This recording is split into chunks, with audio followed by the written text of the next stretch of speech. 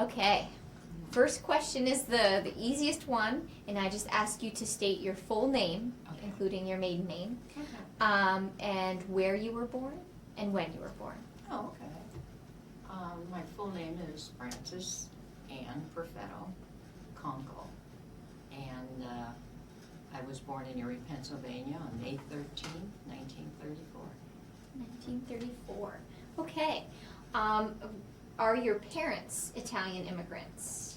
My dad came from Italy, Roccapia, Italy, and Abruzia. And my mother was born in Erie, Pennsylvania. Her mother came here when she was, my grandmother was 9 years old when her family moved here. Okay. Well, so I think a good starting point would be talking a little bit about what you know of your father in Italy. And maybe just, I mean, anything you know in general about his family and maybe when he came Actually, here. all I know is, that I was telling Norma some of the things. I mean, my dad had a very sad growing up, He left Italy when he was 17. Mm-hmm. But as a baby, they were left, he had one sister. His mother had about 4 children. My dad was a twin, and his twin died at birth. And my grandmother had several other children that died at birth. But he had one sister, an older sister. And they were left pretty much on their own when they were little. My grandmother used to go up in the hills or something because they lived in the mountains in Roccapia. And would leave them on their own. And they used to have my dad always tells a story of how he almost died. Okay. There was this big pit in the middle of the floor, how they did all their cooking and everything. And that one day, he was about a year old, and his one aunt tells this story that he rolled over and almost fell into the fire. And thank God that his one cousin happened to be there and pulled him out. Oh my gosh. I mean, these are the stories that we get. But my dad came here when he was 17. They went to school until the 6th grade, and I guess everybody that went to school in Italy had to play an instrument. And so my dad played the trumpet. And my dad, until the day he died, absolutely loved music. And really, that's about all I really know about him and his life in Italy. That he just went to the 6th grade, 5th or 6th grade, something like that, and that he played an instrument. And that was really. Okay. Once he came here, did he come here with his family, or did he come on his own? He came on his own. Good. Okay. He was 17. Interesting. And he had some relatives that lived in Genoa, Pennsylvania. So he came into Ellis Island, and he came with a couple of his friends, his buddies from Italy.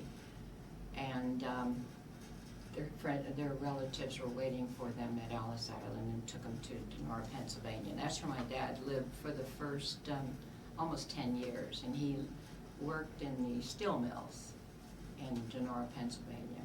And of course, there's a lot of stories about that, but it would just be forever. Okay. Well, hey, we will probably get a chance to come back to it. I want to make sure the project is on Italian American women, and of course it's important that we understand and know all the guest characters in the story as we kind of learn a little bit about Italian women and their families.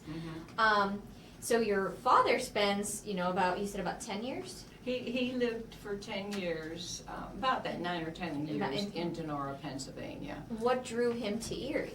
He came to visit, and he met my mom, and I think he was 25, and he and my mother got together. And, my mom was 21, and I think he was 25, and then they got married about a year later. And I don't know too much about their courtship. I do know him, he used to tell about going over to my grandfather's, and they used to make their own homemade wine, and my grandfather used to make cherry wine. And my dad liked it. And in order to get a pitcher of wine, I guess you had to go down in the basement, and you had to siphon this wine through a hose, so you had to drink it. My dad used to always volunteer to go down to get it. I'll go. Yeah, I like that. That I remember, they used to tell that story, that was kind of cute. But I guess there was always a lot of people around, and the courting was sort of the way I remember it from them telling us, is that they pretty much, my dad would come to Erie, and would go over to my grandmother's and grandfather's, and he stayed with relatives in Erie, but then he would go over to my grandfather's and visit with my mother. Most of their time was spent with other people around. Yeah, dating is a community family thing, things, actually. yes, Okay. yeah. And then they got married in 1931, in August of 1931. Okay. What do you know about, you mentioned that your grandmother had come over to America from Italy. What do you know about her journey?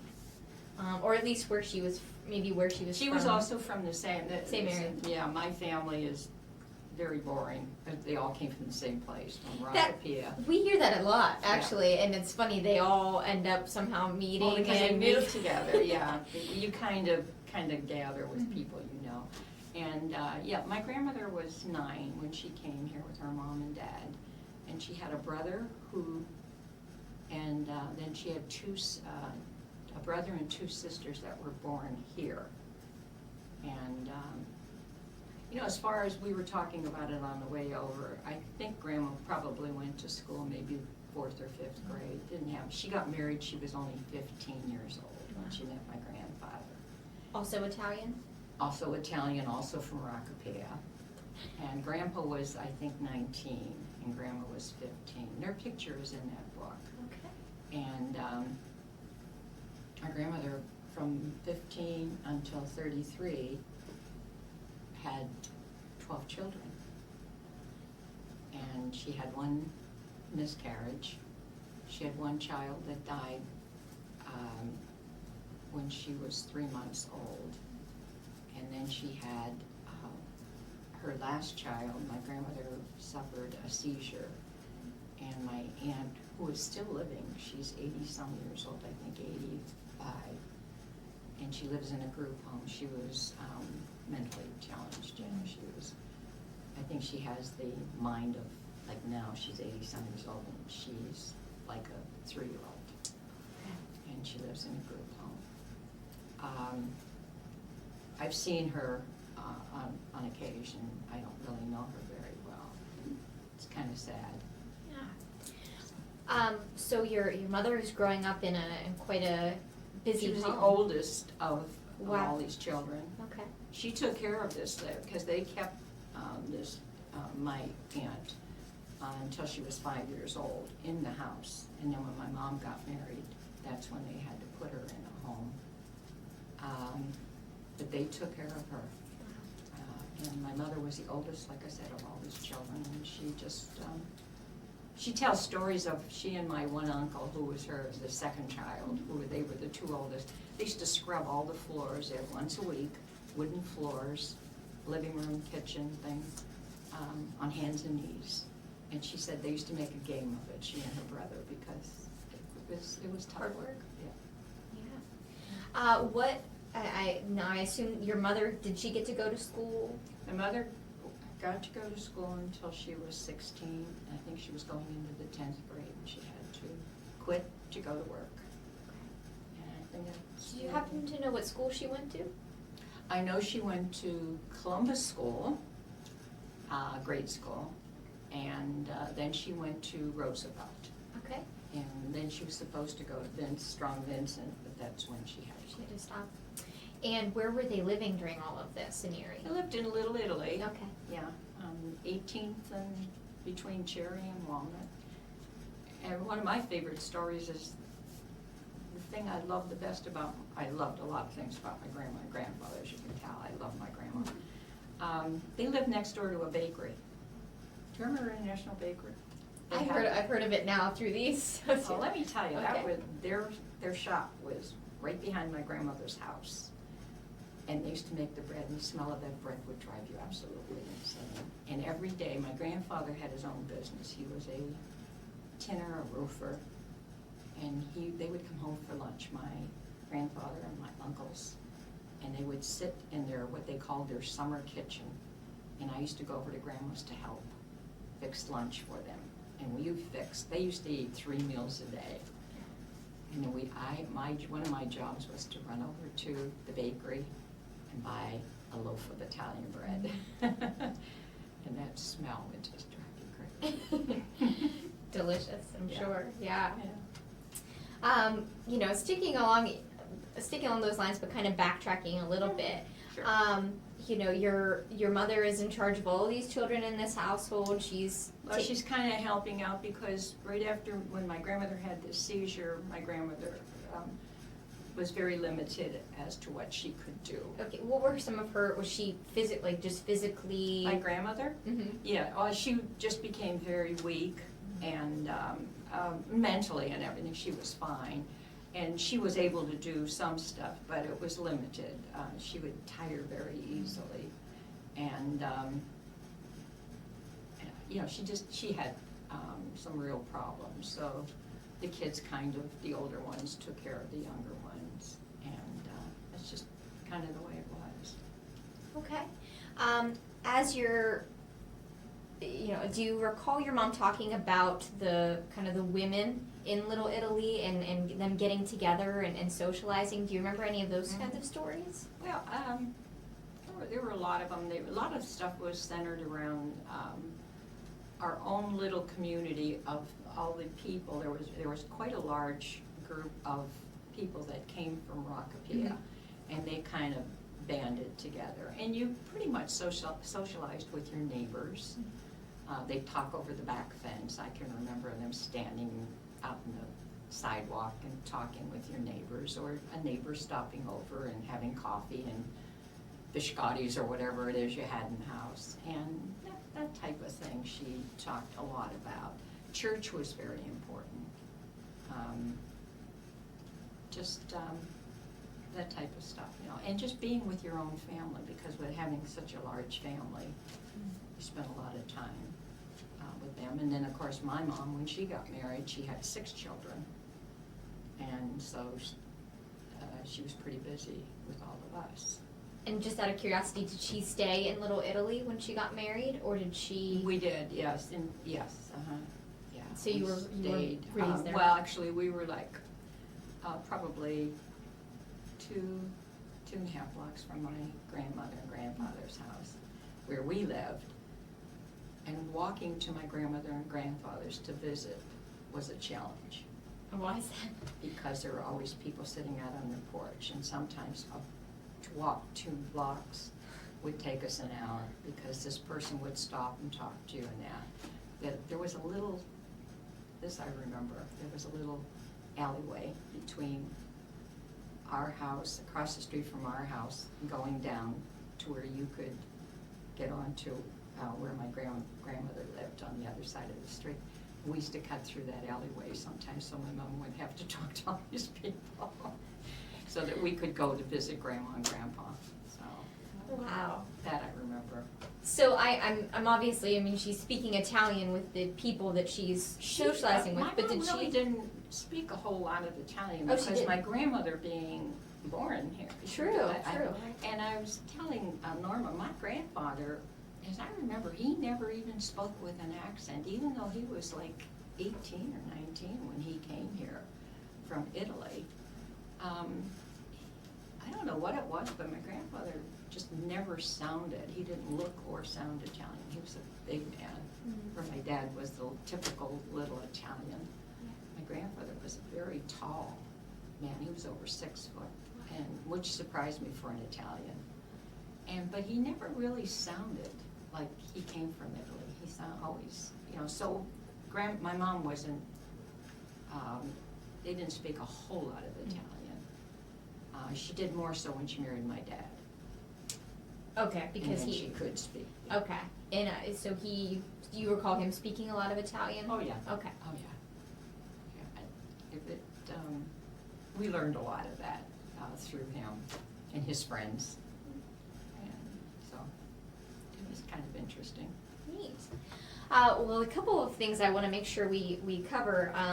One is I really want to talk a little bit more about your grandmother and how difficult her life must have been whenever she was raising the children, especially the child with the mental, I guess, illness, the difficulties. Well, mental retardation. And- I don't know what and- you should call it. And then having your mother's kind of responsibility and how that shaped her.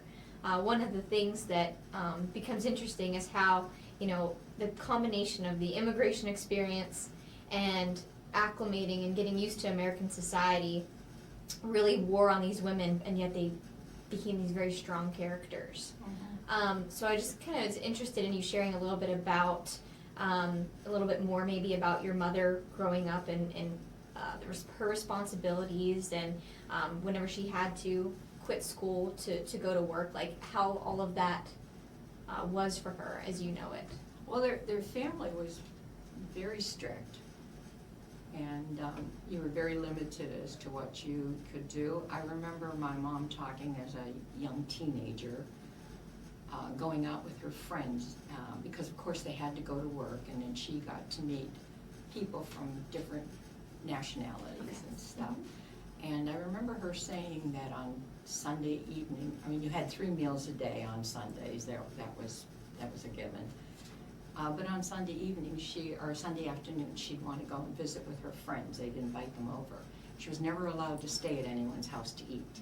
But yet, any of her friends could come to my grandparents and eat, stay all day, no problem. But they were not allowed to do that. And I remember my mother saying one of the things she wanted to do was cut her hair, because everybody wore long hair and she wanted to cut her hair. And I remember my grandfather saying, no, because only prostitutes cut their hair short. So, that type of thing. They were just among her sisters and stuff, they were very close, and almost everything she did was with the family, with her brother. And they had a lot of work that they had to do. I mean, like I said, they did the scrubbing, the cleaning, you helped with the cooking and the washing, ironing. And their washing and ironing days were a lot different than they are today. And you just had no choice. And I was telling Norma, like in our particular case, you never told my mother you were bored, because she'd find 5 things for you to do. And I think that's the same way that it was in her family, that there was just always something to do. And most of their fun was our weddings and church-related things. Well, do you want to talk a little bit about those, some of those experiences that you remember? You can share both your own and Well, the your thing I mother's. remember and loved, we used to have, because our community of Italians from Rockapia was it was a fairly large group of people. And we used to have a picnic every year, and we'd have it at a picnic grove. And you'd have hundreds of people would show up at this thing, and they'd have this huge dinner. And sometimes they'd have breakfast, and they had all these games for the kids, and then they'd have a little band, a 3-piece band, mostly, people that were from Rockapia. They formed a band, and we'd have dancing and music, and I can remember just loving watching my mom and dad dance, because other than that, you didn't see them doing a whole lot of fun stuff. Most of it was pretty hard. And so, that sort of thing, and getting all these interesting kinds of foods and stuff like that was a lot of fun. So in that respect, I think the community part of it. Joining the Fidelity at church, and just going to church, and the Mass in Latin was so different than it is today. What church did your family go to? St. Paul's. You go to St. Paul? Yeah, St. Paul's. My mom was married in the original church, and shortly after she married, the church burned, and then they had built a new church. I remember her talking about that. I remember that old church stood up was for a long time, wasn't it, Mom? And then they finally tore that down and built the parts that they have now for the priests, and that to create a home. other than that, I really don't know too much of what they did. Your family going to St. Paul, was that mostly because of its closeness, or was it the Italian community? It was Italian church and it was Italian community. And do you recall, was it, did everybody in your family go? Everybody went together? Well, except my dad. Mhm. Now, I was telling Norm about this. My dad, in his own way, was very religious, but he did not go to church. My grandfather, the same thing. I mean, he was a very religious man, but he didn't go to church. But then Sunday dinners, everybody was there.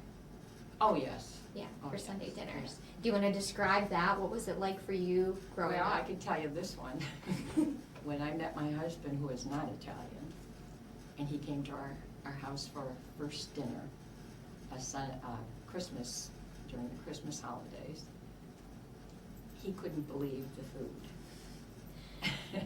And what it was is, you know, they start out with the antipasto, and then we had our soup. And every time we'd have a serving of something, they'd ask my husband, if he wanted seconds. And he'd say yes. And well, of course, it's a 7-course meal. And by about the 4th course, he was getting so full he couldn't eat it. He said he never saw so much food in one place in his life, because he said at their house, if his mom, they had soup, that was their meal. And they, of course, they, not being Italian, they didn't know about our pastas and meatballs and bracioles and all these interesting things that we did. There were so many different foods that my husband had never had, but he said he just never saw so much food at one meal in his life. And for your family, I can imagine, were they like, did they realize that he was like experiencing this Yes. Yeah. unique thing for the Yes, first yes, time? Oh, they weren't egging them on to do this. I mean, just everybody was that's just the way we are. Yeah. I think Italians are very generous. Mhm. And do you want more or something? And not realizing themselves that this man wasn't used to eating Yeah. a 7-course meal and didn't know how to pace himself. Yeah. He has since learned. So thinking about that, whenever you would have met him, did the strict upbringing that your mom grew up in, was it the same for you and your Pretty siblings? much so. Pretty much. Do I was you not just- allowed to date until I was like, I think, I was about 17. I had my first date, almost 18. And what it was, it got to the point when I was in high school and I was 16, and if somebody wanted to ask me out, I was embarrassed to say that I was not allowed to date. So what I would tell them is that I had a boyfriend, and so that kind of stopped that. Hmm. So there was, I think my very first date, I was, 17, and my one uncle had this friend that wanted to go to a show that somebody was coming to, a Christmas show that was coming to Erie, and his friend, because my uncle wasn't that much older than we were. This fellow was a little bit older than I was, but he wanted to take me to this show, and so he was allowed to do that. But we went on a bus, we went to the show at the Warner Theater. He got me some coffee, and I don't know, a sweet roll or something for dessert, and we got on the bus, and he brought me back home. That was our date. So much different than what it is today. Oh, absolutely, definitely. Then backtracking even more, thinking about your childhood and growing up, so you're in this very close with your family in this Italian community. What was your childhood like? Were you also like your mother, Yeah, working it a lot was- in the home? Oh, yes, we had to help. We helped out. We helped out with the younger brothers and sisters. We were always babysitting. And I can tell you this, my sister and I shared a room, and we always had one of my little brothers, when they were little, in bed with us. And because they were little, like I remember my youngest brother, who was like 17 years younger than I am, he was just a little guy, and he'd jump in bed in the middle of the night, get between my sister and I. And it was just something that you expected. We were always babysitting them, taking care of them. and you had to help my mother. I was telling Norma that one of the interesting things I think about growing up is we knew what day of the week it was, and we knew what we were having every day by what day of the week it was, and what jobs my mom was going to do that day, and what things we had to help her with. Like on Mondays, she'd have her pot of soup on the stove, and then before we went to school, we would have to, my mother would wheel out her hang wringer type washer, and she had these 2 big stainless steel tubs that my brother and I would have to bring out and set up, and with a hose at the kitchen sink, we'd have to fill it up with water so that she could rinse her clothes out and pass them through these wringer. And if we were off during the summer, we used to help her do a lot of that stuff. And then she'd wash the floor. I remember we'd come home from school and the floor would be scrubbed, and the house would be clean, and you could smell this wonderful soup on the stove. And you'd see newspaper all over the kitchen floor, because after they washed the floor, I don't know what it was about these women, but they all put newspaper on the kitchen floor. Keep it clean, keep it safe from everybody stepping on it and stuff. Well, she was probably cooking dinner at the same time and getting things. But I remember that. That's interesting. So are you and your sister the oldest? No, of this? my brother. You have an older brother? I have an older brother than me, and then my sister, and then I have 3 younger brothers. But the 3 of us were close in age. And then like I said, my youngest brother, my mom was 42 when she had him.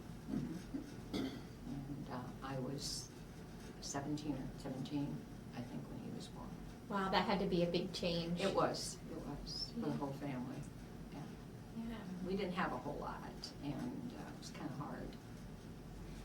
Did your mother work at home at that point still? Did she? My mom had some part-time jobs off and on. She used to do a lot of work for other people in her home. I remember she used to take in laundry and do ironing for people to make money. She had a job going to clean a theater, a movie theater called the American Theater on 18th and Walnut. And we had to go with her, and we would pick up all the seats, and she had to sweep and clean the bathrooms. And our job was to go around, and sometimes we'd find money. Of course, we gave it to my mom. We didn't keep it. And we just helped. I mean, we just did whatever she had to do, we did. She was a very hard-working woman. I always felt very sorry for them. I think these women worked so hard, and they had so little. Yeah. Definitely. And then during all this, of course, your father is, do you remember what company he was working for? Yes, for a number of years. When my dad first came here, he worked at what's called Griffin Manufacturing. Okay. And he worked there in their shipping department. I remember him talking about that. And I remember us taking lunch to him. And he would be out on a loading dock. And we were just so pleased to see our father at his workplace. I don't know what we thought it was. But we would walk with my mom, which was probably about 5 or 6 blocks from where we lived, to bring his lunch to him. When you think about your household growing up, who do you think was the decision maker? My mom. What kinds of decisions? I mean, she made all that. My dad, very early in their marriage, told her that he worked, and her responsibility was to take care of the children in the house, and she paid all the bills.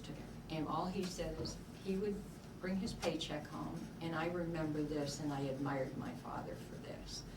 He would get his paycheck in a little yellow envelope, and it was stapled closed.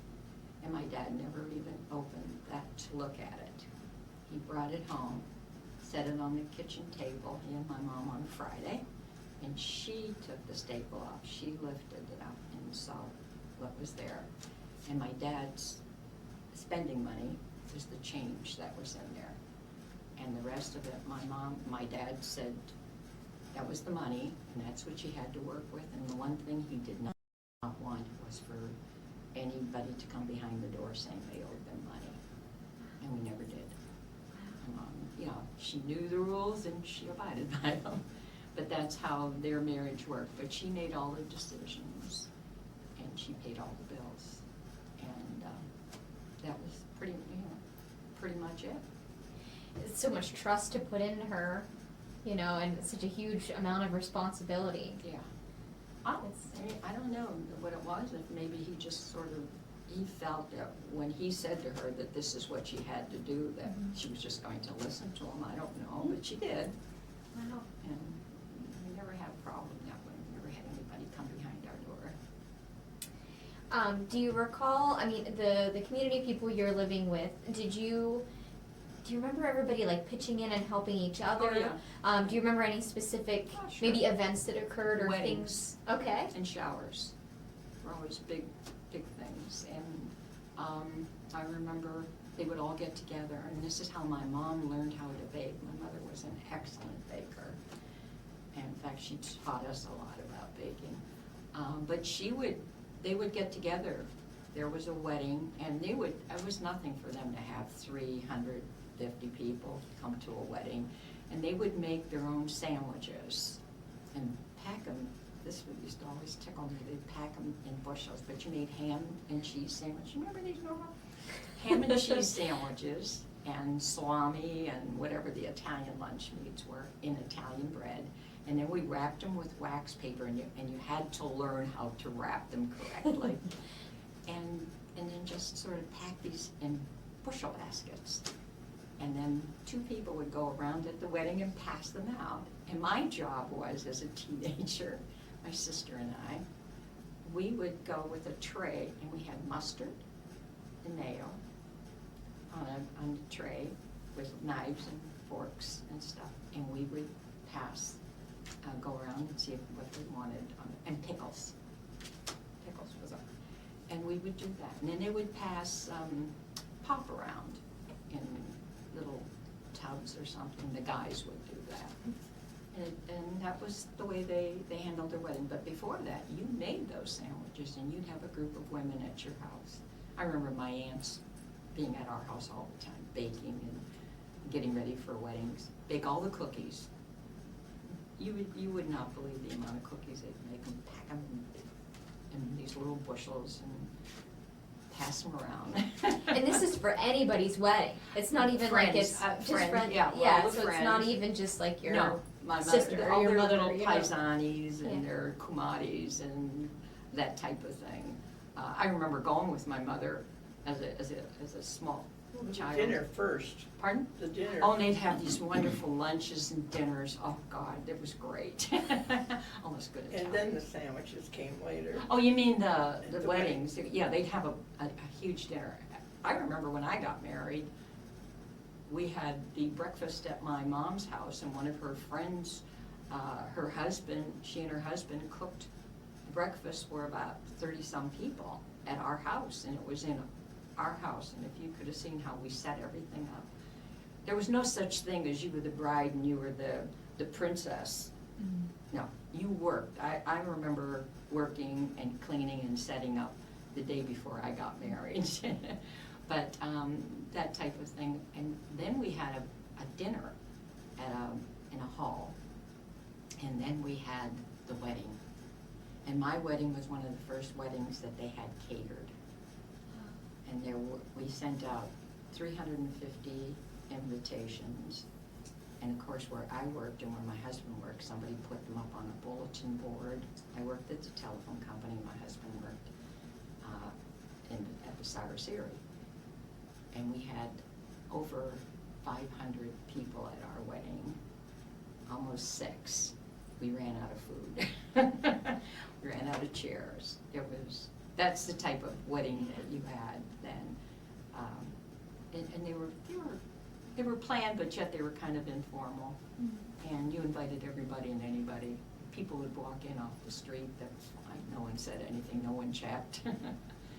I feel like it's like the wedding, the Italian wedding, the focus is not on the couple, but on the community. On the community and food and the fun, just Mm-hmm. having fun and the get-together, yes, Mhm. being together with all the people, and they were just a lot of fun. But the older weddings, like I said, when we were children, those I remember, and they were the best. They were fun. So I'm just curious, when you did get married, and you had it catered, did anybody see problem with that? Oh, Or yes, was- they did. Yeah? Oh, yeah, oh, yes.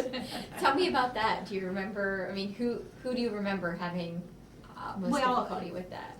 Actually, a couple of relatives were, like, why are you doing that? Or why are you spending all that money doing that? We could do it, or something like that, and, it just, it wasn't really terrible. But on some people, like when we ran into some problems, they just kind of looked and said, well, see, if we had fixed this, we'd have made sure we had enough. But can you imagine people making 800, 900 sandwiches? Oh my God. Yeah. I'm surprised they were wrapped in wax paper Ours because were wrapped. sometimes they were just sandwiches in the bushel basket. And as you sat there and your turn was to grab a sandwich, you'd look under the bread to see if it was Oh, they what did you that too. wanted. Some of them would actually open and look under to see what it was. Yeah. Well, what we did, I think we got smarter as we went along. The bushel basket that had the ham and the cheese, they were all in one basket, or one bushel. And the other bushel was the Italian lunch meat, the salami and konkol and all that stuff, yeah. So you kind of knew what it was. But they wrapped them in wax paper, and like I said, we had an actual class on learning how to wrap them. That's really interesting. Oh, that's, thinking about that, so you're constantly in this community of Mhm. other Italian people. Mhm. At what point do you think you realized that you were Italian and not everybody else was? When I went to Strong Vincent. And tell me about that. What did that Well, do? going to high school was the shocker, because you suddenly realized that, for one thing, you were very poor, that you didn't have a whole lot. And because you were now mixed in with people that came from a community that were the fairly wealthy people. And you suddenly realized it. And I think that was my awakening, was going to high school. Do you feel, was it visible, or was it that you noticed that, or was it the way people acted and treated Well, you? sometimes, yes, some people treated you, differently, Mhm. or kind of snickered behind your back. A lot of them were very curious, believe it or not, and would ask a lot of questions. And a lot of them were very interested in coming to our home to see and once they came to our home and they saw how my mom, it was nothing for my sister, my mother, and I to make 200 or 300 ravioli the old-fashioned way, without a machine, and I did most of the rolling of making these ravioli and sauce and the bracioles and stuff, and they'd come to our house and have these dinners or something, and they just couldn't believe it. Where do you think that curiosity of theirs came from? I don't know. Well, maybe because we were different. I don't know. I think I know. My curiosity is for people that are different than I am, wanting to know, and that's probably the same thing that it was with them. Or with some of them, a couple of became my very good friends that were not Italian, because they were my friend and they wanted to know more about me, and I wanted to know more about them. I remember going to my Polish girlfriend's house and eating Polish food, and thinking how interesting. So I think it's just a natural curiosity Sure. for somebody who's different. And I think probably a lot of it too is that you were kept in this little community. Yes, we were. And there's these very strict rules, Mhm. and your parents always needed to know where you were and need to be Yep. back for dinner, and Yeah. I think that in itself breeds, people are like, well, why? What I mean, what's that? Yeah. Yeah. I'm sure that contributed to Very it. strict. Yeah, that's for sure. And did you recall feeling like your parents did things differently than everybody else's parents? When I was younger, no, because like I said, most everybody else that I know, I thought everything we did was, You were all in that was normal, Yeah. that was the way it was, yeah.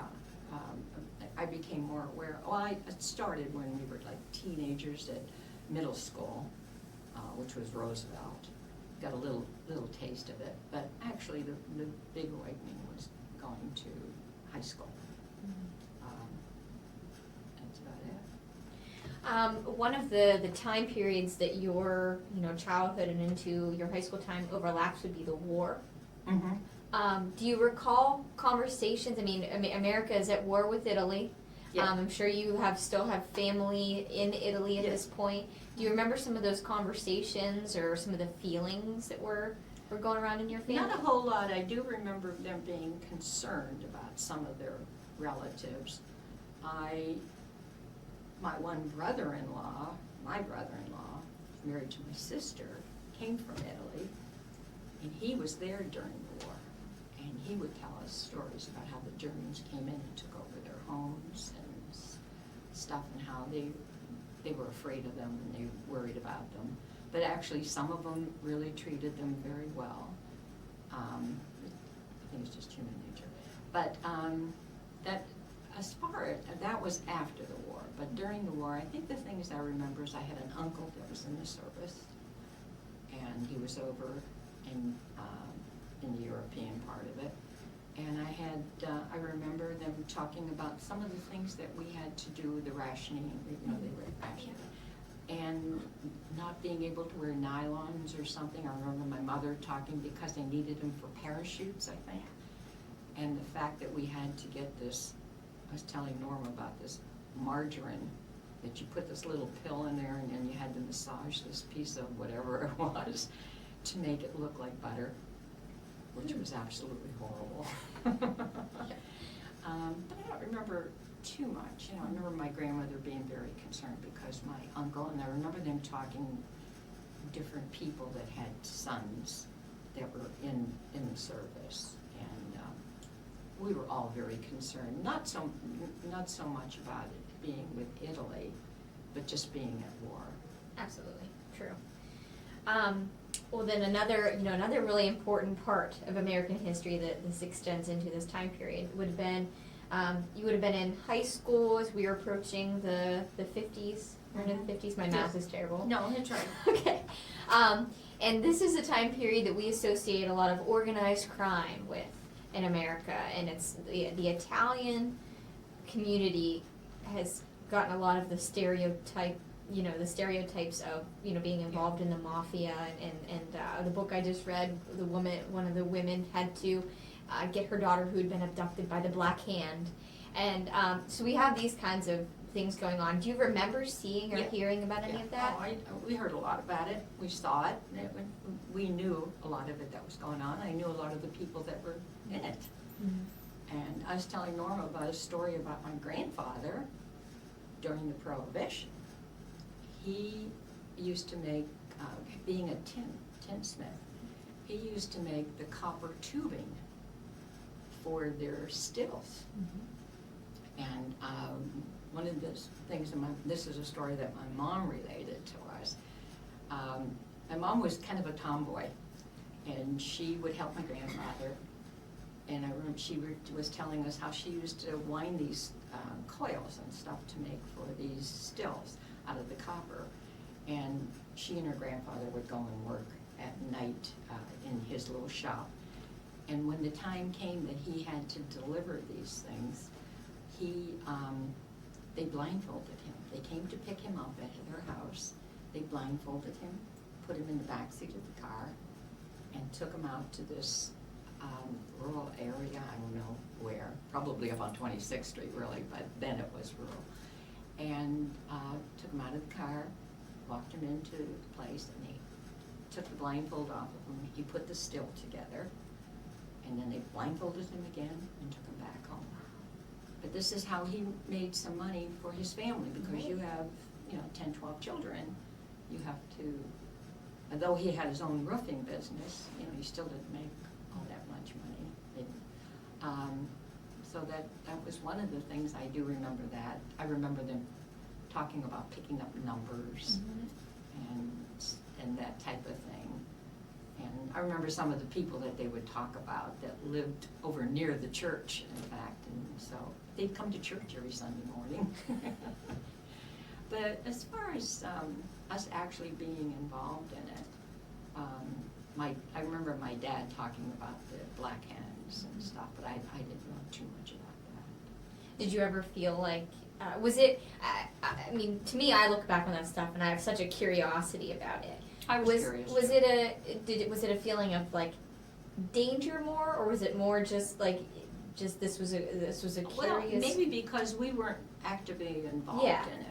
That I just knew these people, and some of them I thought were just, when I saw them and talked to them, were just nice people. Yeah.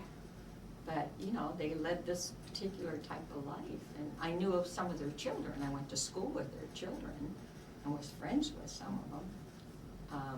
I felt sorry for these kids because I think, that was kind of a dangerous life for them. Sure. But for us personally, no, I never felt. Well, and we know now it was more of a financial desperation, and Italians have a tendency to form alliances and things like that. When you couple those kind of things together, Sure. you get that. Yeah. So, Yeah. interesting. So talk to me about your plans for whenever you were leaving high school. We have about 15 minutes left, just to kind of give perspective. What were your expectations when you were going to be done with high school? What did you want to have happen? Well, I think we were raised with the thought that girls, you went to school, you went to the 12th grade, you graduated from high school, and then you got a job, either as a secretary. There was no thought in my family that I was going to be able to go to college or anything. So you just kind of gear yourself to that. And you took things like typing in school. You didn't concentrate heavily on classes that for college or anything like that. Sewing and cooking and that type of stuff. How to set a table, remember that type of stuff. And my thinking was I was going to get a job and work, and then I would meet somebody, get married, and have children, stay home and take care of my family. And that was pretty much our thinking, because that's the way we were raised. And that's pretty much what the way it went, except I did not get married right away, and I wanted more things than I thought I could have, and I dreamed about them and thought about them. What kind of things? Like having a really nice house and having being able to do some extra things for my children, to be able to travel. My husband having a nice job, which I kind of held out for. I didn't, I remember telling my parents, because they were always arranging marriages or something, and I remember telling them, you bring in a fella in through the front door, I'm going out the back door. And I wanted nothing to do, and as I think back, my mom was the same way. My mom would not go for an arranged marriage. She met my dad and she decided she wanted to marry him. And so I pretty much did that. And I ended up getting a little lucky. I got a job and worked in an office. And my husband, I met my husband there, he was an engineer. And so I got to know him, and we got married, and we did get to travel, and we did have a nice house, and we have 2 lovely children.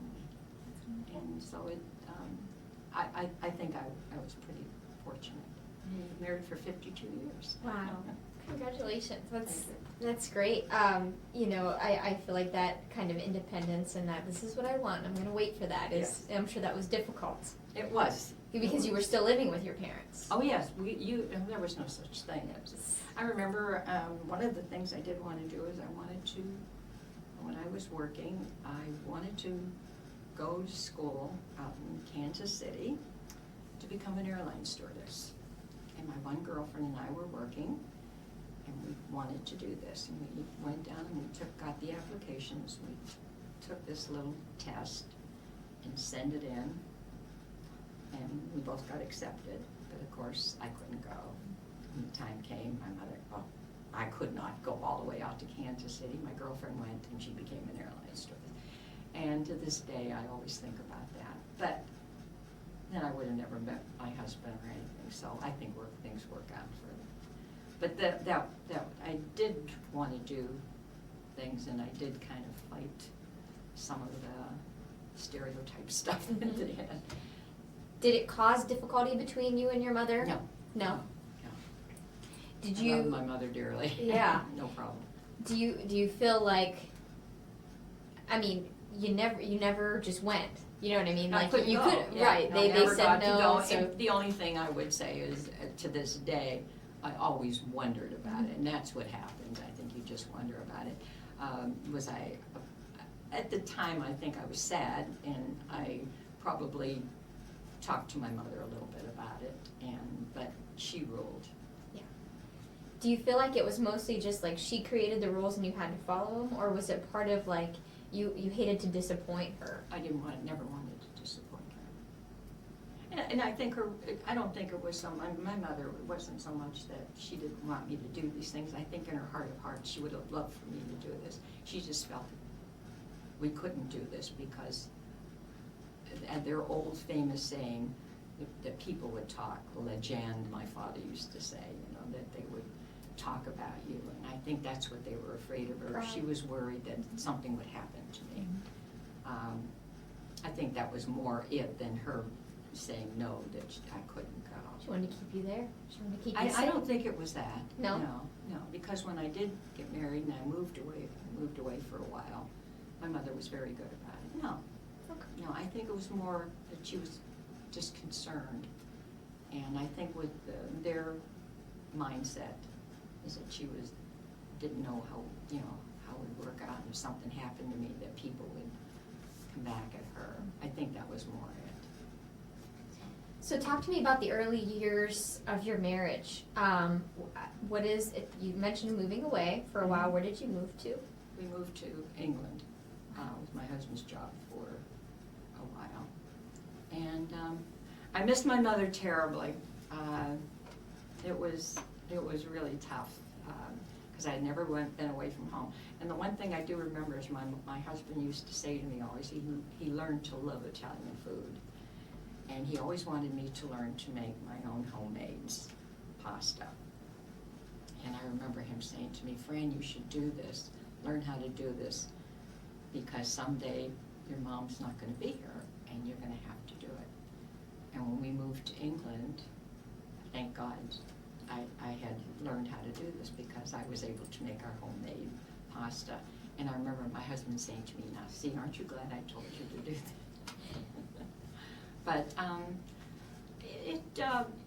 my family had they played a big role in our life, and we spent a lot of time with my parents, and holidays we were always all together. And my father and my husband got along very well. I remember my dad saying to me when I said I was going to marry my husband, he said, with all the nice Italian boys, why do you have to go pick on a Polish fella from the east side who lived on the west side? And about a year and a half, 2 years later, my father came to me one day and he said to me, Lindsay, I'm going to tell you, I was wrong. He said, Jack's a good boy. I love that he called my husband a good boy. That had to mean a lot. Yeah, oh, it is, yes. It meant a lot to my husband, too. My husband loved my dad.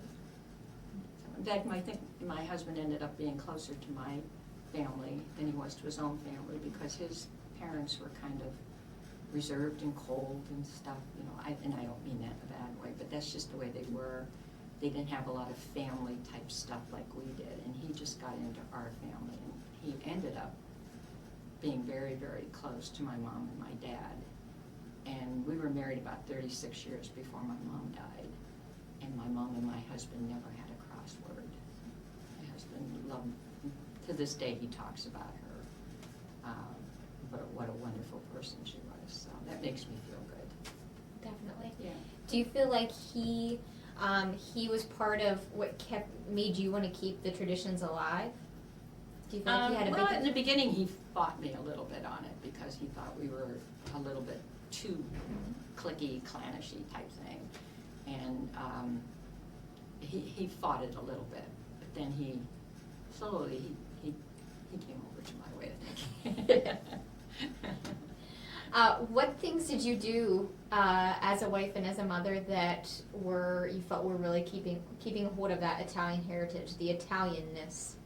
Well, the holidays, I think, are the big thing. Going to church and going to our Italian church. My kids loved our Italian church as they were growing up. They loved that because they used to have to go to catechism on Saturday afternoons or mornings, and their big treat was after catechism, they would, because we lived quite a distance from the church after we were married, they would go with my sister's 2 children. They all went to catechism together, and they'd go over to Grandma and Grandpa's. And Grandpa would go and get a loaf of Italian bread and buy what he called slab bacon, this thick bacon, slice it and fry it for the kids, and fix breakfast for them. Or the kids' all-time favorite was he'd get pork and beans and hot dogs, cut them up, fry the hot dogs, put pork and beans in it, get a loaf of Italian bread.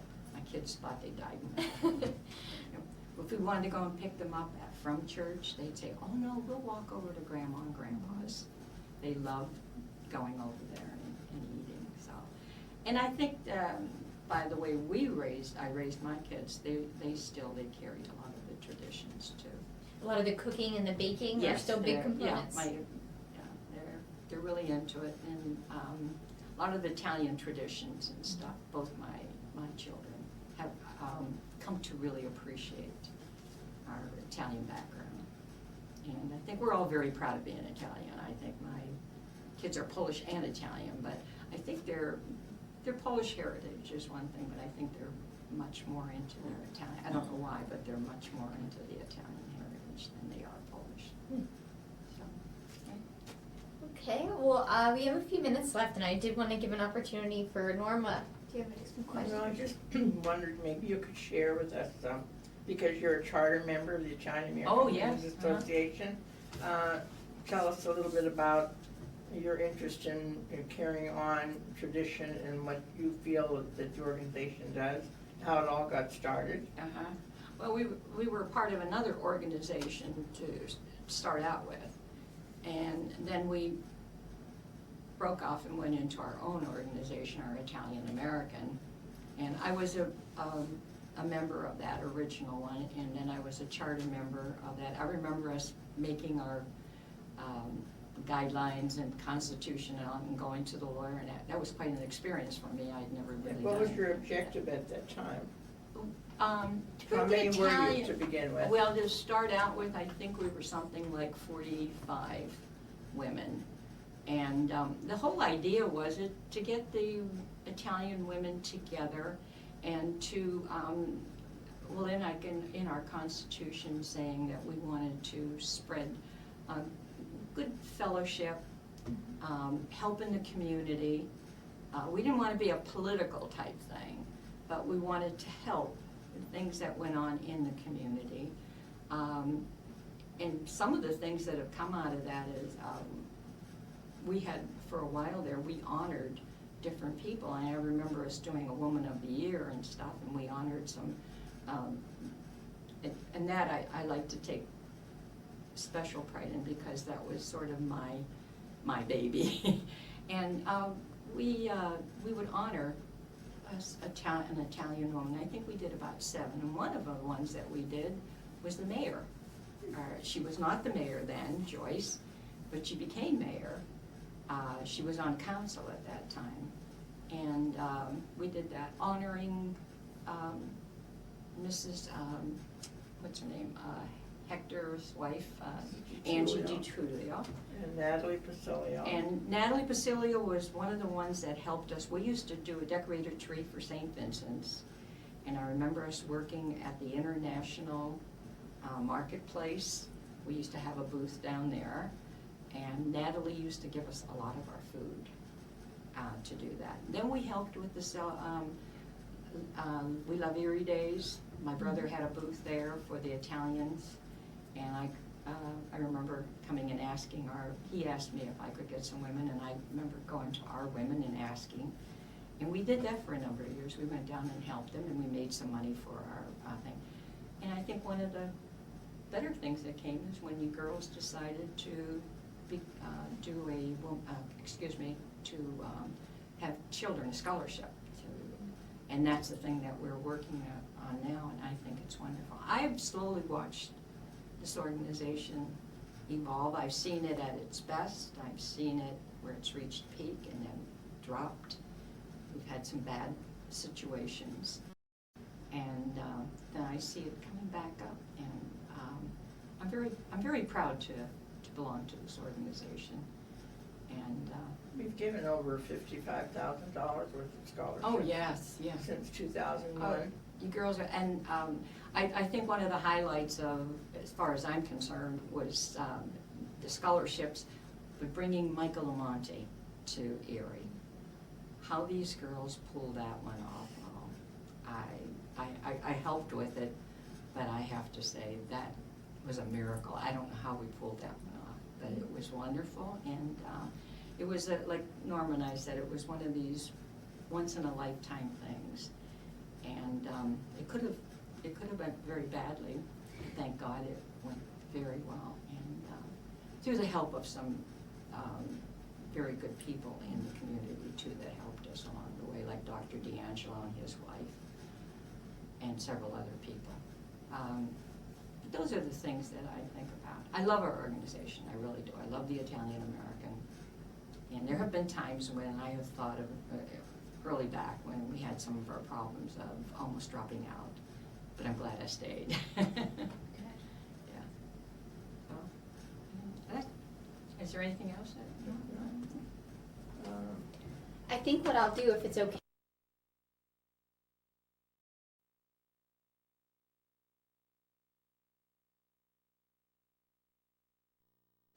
This was my mother and father's 50th, that's their wedding picture, and then this is their 50th wedding anniversary with the 6 children, and then these were all the grandchildren at that. And this picture is special for me.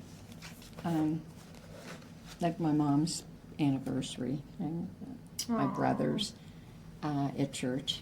But anyway, this thing here, when my mom died in 1988, these are my dad with all of us. We took this picture, and then these are all of the children and grandchildren, Wow. their family. I just thought that was kind of interesting. Wow. So nice to have everybody together in this one. Yeah. Well, my mom was that kind of person. She could, you couldn't help but like her. Oh, and I just put this dumpling on. I got to take it off again here. Her mom looked like a nice little flapper. Yeah. She was a sweetheart. Did she have all her hair tucked under that cloche? She had short hair. Oh, she did. My get mom short liked hair short finally. hair, Oh, and I okay. told you that thing with my grandfather. Yeah.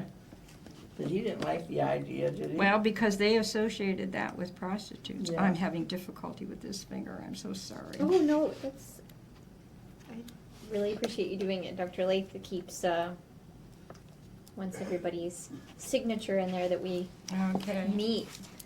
So that picture was your mother, and when was that? This was taken, my mom was, I think, like 20. 21, yeah. 20 or 21. Yeah, 21, yeah. And I don't remember what I could never find out what that was all about. But What just- that picture, I don't know if that was her engagement picture or what, because it was a formal Yeah. Flapper picture. type, Yeah, I don't really remember. And Grandpa and Grandma here. My grandmother, which was she was only 15 15 there. years old. 15. Probably scared to death. I was still playing with dolls.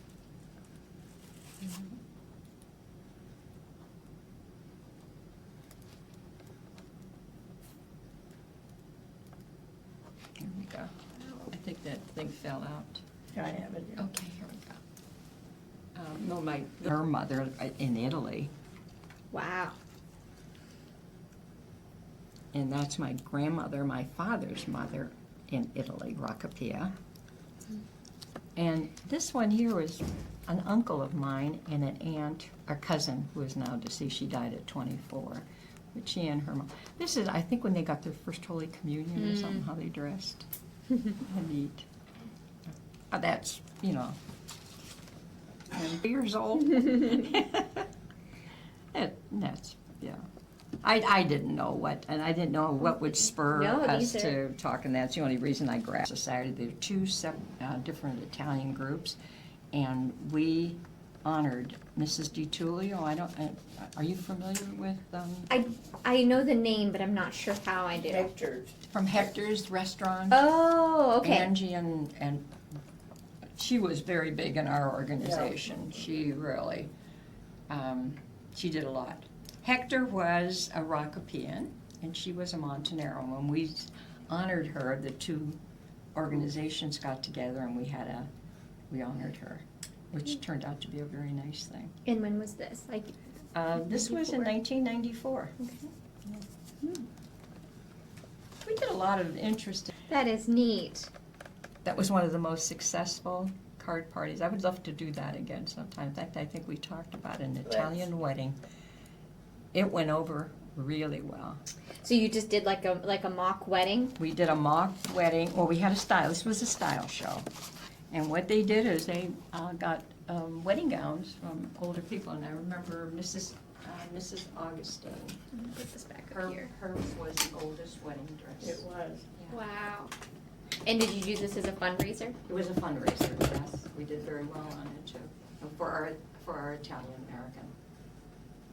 It was one of the in the early days. Anyway, that's Thank you. really all. Are there any things you want to share? Or any No, other? I think I wanted her to talk about her grandfather's experience with the prohibition. Oh, yeah, And yeah. She did that, and the fact that he was a tinsmith. Was that part of maybe protection or not? Or How's that? Was he doing that as part of protection, or was Well, it just? so he wouldn't know where they were going, yeah, Uh-huh. yeah, that, I Well, would imagine mean, that. were they asking him for protection money, and in Oh, lieu no, of that, he was doing no, that? no, this was just this You was- get paid to do it? Yeah, actually, he was, not that he was part of it, but he was very friendly.